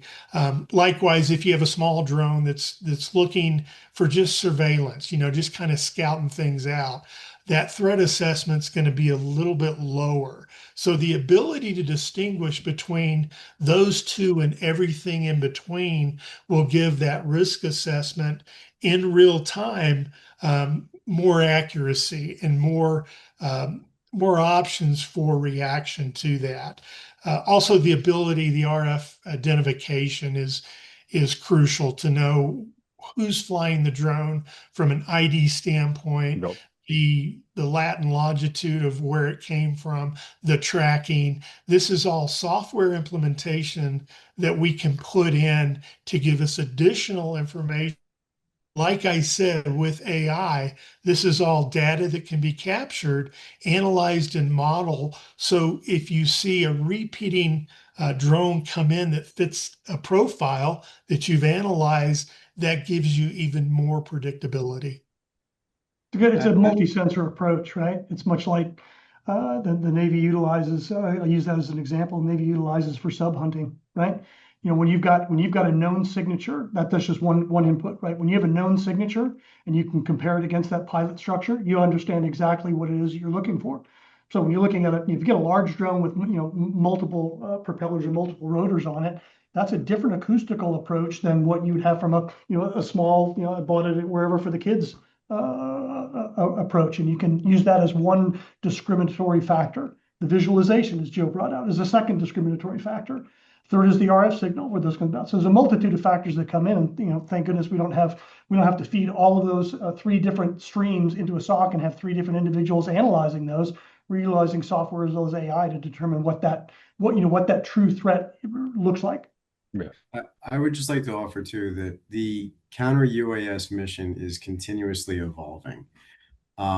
We've gone from the very strict version of 18 USC 124N, where basically the only entities that were allowed to conduct counter UAS activities were the Department of Homeland Security and the FBI. At that time, we had one team from the FBI who would basically, they were constantly on travel, going from national security special event to national security special event. Now, with the passing of the most recent National Defense Authorization Act, that's broadened. DOJ has, I believe they've already begun their training that they can do to our state, local, tribal, and territorial law enforcement partners to allow them to now implement counter UAS. So again, we're talking about things that are more like either national security special events or larger events that you would have some sort of a drone restriction space over. But I bring it up to say that we can see that, UASs are a relatively new technology, or at least are more emerging than others, right? So they're getting more and more prevalent. They're being more and more used as potential attack vectors or threat vectors. And so we're all catching up with that. So it wouldn't surprise me to see a push in, federal legislature and state legislatures to try and broaden the ability for people to conduct counter UAS activities over sensitive areas like oil and gas facilities. I have no control over that. That's policy and legislation, nothing to do with my branch of the government. But I can say I would see that as a potential moving forward. Matt, I think you're spot on where we're going from a regulatory environment. I think 2209 is out there as we start to look at the realization that the federal government can't respond to a refinery here, and the critical infrastructure there, and to that degree, even local police, right? So we're already strapped just to move. Joe was talking about identifying where the operator is, right? So getting law enforcement there in time. We've got some great systems in place, but I tell my vice president, I said, we'll have a front row seat when things go bad until we get to the point where critical infrastructure can protect ourselves. And I think that's where we're going. I think that's the bleeding edge right now of the technologies that come into play for controlled bring down, a controlled environment over our critical infrastructure. Matt, I think you're kind of spot on in that. Or even just a return to sender signal, honestly, Right. just That's something right. to keep them away. And That's right. there are constitutional implications. There are implications that potentially violate federal statute. FCC, FAA, everybody wants a piece of it, but at Exactly. the end of the Those are day, things that additional legislation and that, people in the industry can advocate for. And I'll yeah, and I think we've got those programs underway. Yeah, I'll just add that I know we at SIA we have a government relations team. They're tracking all this legislation. We have a counter UAS advisory board. They're also tracking it. I That's know you right. guys at AFPM do too, and we've actually chatted on the back end AFPM and us about doing stuff with on counter UAS. So there's a lot in the works, a lot of resources. But thank you guys for your comments on that. It's a hot topic. Yeah, Yeah, we could we could have a whole nother one on that. we can. But I want to move. We have one question of I don't think any in all of our preparation, and I've heard of this question. So Mark, thank you for your question. Mark said that they hear a lot about oil field theft, especially in remote operations. The state of Texas passed legislation on it in the last year. So he asks, how big of a concern is this with oil and gas customers, and what are some of the actions being taken to address it? I'll start, Uh, Courtney, and I'll keep it short. But if yeah, we're talking about a site that has, minimal on-site personnel, whether they're targeting fuel, copper, I mean, this is across multiple verticals, telecom, all critical infrastructure. I think two, if I was just to pick two, and I'll omit access control, I'm sorry. I think two that are prevalent right now between our clients that we're working with is, again, not to name drop any companies, but deploying an AI video analytics software to detect, unauthorized activity in real time rather than relying on people, especially when you have minimal personnel. I think you can leverage, if we're talking about like long range, thermal cameras, ground-based radar detection. There's a lot of different options that you can use there, but I think it also has to deal with what type of infrastructure is currently in place. And so I think I don't have a forward answer for you, but hopefully I gave a couple examples that might work well in that use case.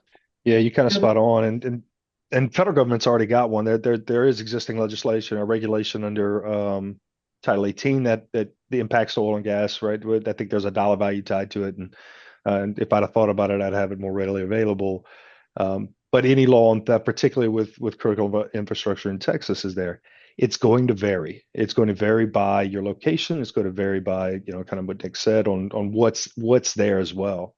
Coming back to our panel, understanding what your vulnerability to generate your risk is, and then your appetite for controls is really kind of one of the things that are in place. But it will ebb and flow. You'll see copper prices spike, and now you got new crime rates that you weren't kind of anticipating. But I'll turn it to Russ because there are legal repercussions in place under the existing laws, and now it becomes a hard discussion internally on what we need to do to be able to identify and mitigate. Yeah, those things that are easily fungible, right? Yeah, when it used to be that when you finish drilling your last hole, you drag the rig off to the side, drop the mast, and it's kind of stayed there, right? And so that became sort of a target for anything that was readily fungible at a resale shop. Tools, glass, copper, et cetera, et cetera. That type of issue still remains, although the industry tends to do a better job at securing large scale and expensive assets when they're not in use. Stack yards, et cetera, and all of those are generally speaking well protected with some form of visual security, remote visual security, or brought into their grid. Where it becomes a little bit more tricky and where it is, I think it still continues to be an issue, is when you've got crude theft, right? And so that's a whole different, used to be a whole different kettle of fish there. And with the legislation that's been enacted, it used to be relatively straightforward that you would have actors that would act as water haulers who would be out on location. Of course, a water hauler truck looks the same whether it's here or far West Texas or South Texas, looks exactly the same. And generally in the oil field, you don't give it a second glance because they're so prevalent. But a water hauler vehicle can be used to strip out not only the water out of it, but a sizable portion of the crude that's in place. And if you have folks that are in cahoots with a produced water organization who gets takes or has the ability to sell that back into pipelines, becomes an issue. Litigation, or excuse me, not litigation, legislation rather, has sort of clamped down on that a bit more. But if you think about it, if you go back to the mitigation, how do you mitigate that issue before it occurs? If you really think about the oil field, you've got sort of two threats. They're either two-legged or they're four-wheeled, generally speaking, right? That's how I characterize it. And so if you can identify and quantify and qualify those two-legged and four-wheeled threats at the point of confrontation, then you've generally mitigated a lot of the downstream related issues. I like that answer. Thank you, Yeah, Duncan. that sounds like a bumper sticker we need to push out. We have only a few minutes left, so I want to do like kind of a rapid fire answer, and I hope you guys will be able to answer this rapid fire, but we'll see. We'll go around and everyone can answer. How can security leaders justify investments in integrated security programs and physical security technology upgrades? So rapid fire, who wants to start? I'll take it. I'll start off there. It all comes down to ROI, right? A lot of customers, specifically when you're looking at electric utilities, quantify every breach that they have on a particular location into a dollar value. Doesn't really matter exactly what was stolen, or how much copper, how many tools, et cetera, et cetera. Each one of those breaches, generally speaking, has a dollar value. You have enough dollar values, enough of those breaches that are in place, it's super easy to determine what I can spend to mitigate versus what I'm going to continue to have in place. Awesome. Yeah, I'll build on that. I would go ahead, Andy. I was going to say risk, right? Right off your ROI is understanding your risk, and there's kind of been a theme here. So, is the risk and the likelihood of the impact understood? And I think that factors into your ROI concept. So, pivoting off ROI is risk. Brooke, what do you got? I actually have a different take on it. I would say operational value, right? Yeah. Security technologies can provide operational value. Does that security technology make operations safer, more efficient?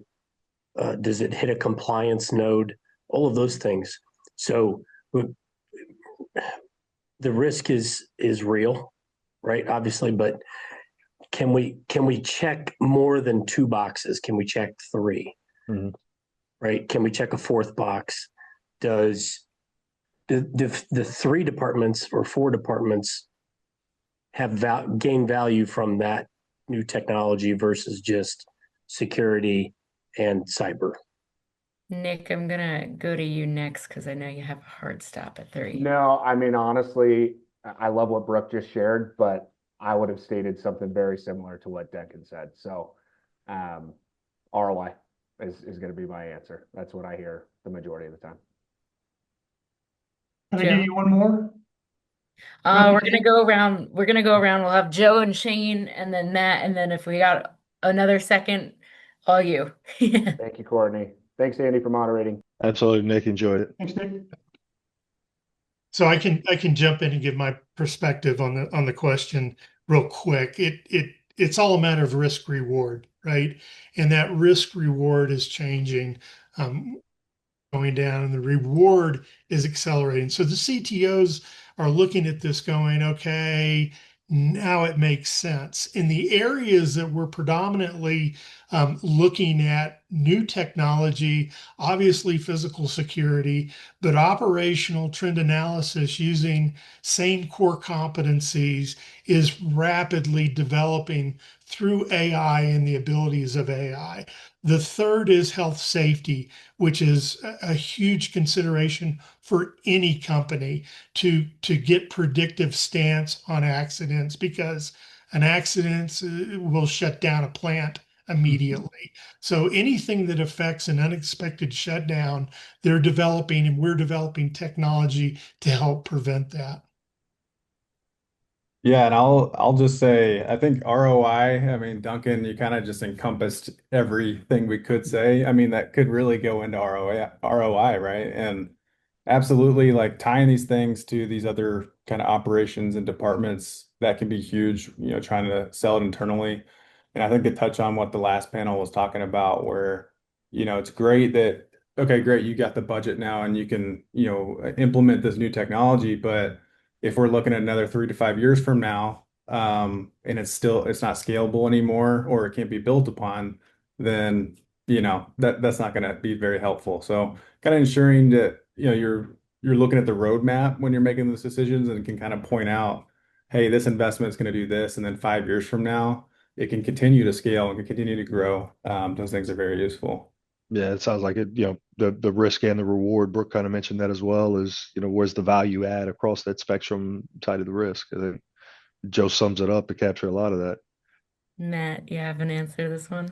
I mean, I would say a lot of what you all are saying. You need to be flexible in what you put in to any kind of a plan of action.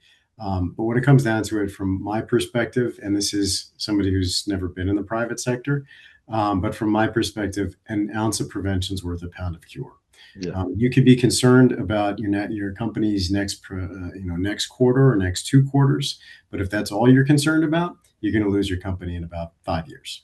So that calculus can't be up to me, And Matt, I said I had a question for you. I know we didn't get to it, but real quick, what partnerships are most critical for improving sector-wide resilience? InfraGard. Oh, That's man. easy. That's a very easy one. And he's not wrong. Thank you for that. Yeah.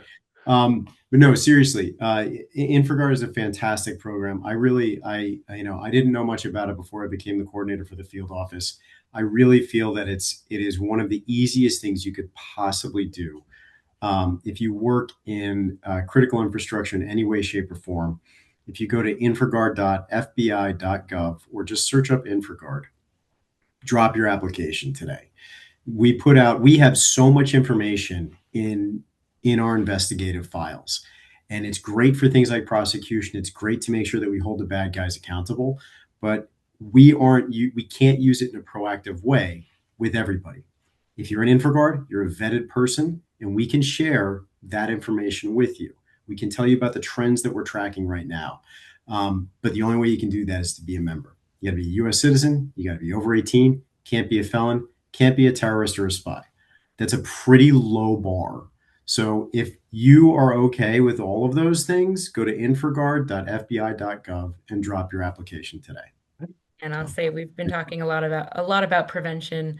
Knowing your private sector coordinator, knowing your CISA regional coordinator, those are a few different ways to just be ready, if something were to occur, you know who to go to. SIA can help you find those coordinators, can help connect you to them. So feel free to reach out if you don't have those contacts. Okay, guys, that is the end. We are over time today. Thank you to our speakers for sharing your expertise. Thank you to our sponsors again, Asa Abloy, Axis Communications, Epic.io, HID Global, and Sage Integration, and to our partners, American Fuel and Petrochemical Manufacturers and InfraGard. Thanks to everyone who joined us. We'll hope you join us again and have a great rest of your day.